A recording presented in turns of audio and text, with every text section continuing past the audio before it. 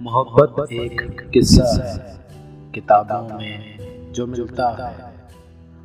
मोहब्बत एक चेहरा है नकाबों में जो खिलता है। मोहब्बत एक सहरा है जो सावन में भी तपता है। मोहब्बत एक शोला है जो सीने में भड़कता है।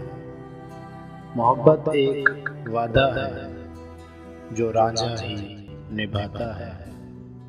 मोहब्बत लफ्ज़ सादा है मगर जीना सिखाता है।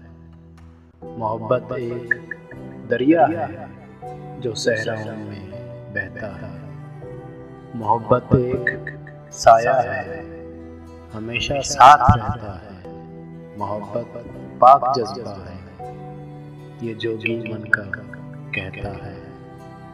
मोहब्बत दर्द सच्चा है कहाँ हर कोई सहता है। मोहब्बत कौन करता है यहाँ अब कौन मरता है।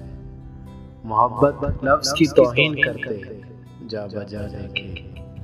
उन्हें बस अब खुदा पूछे, उन्हें बस अब खुदा पूछे।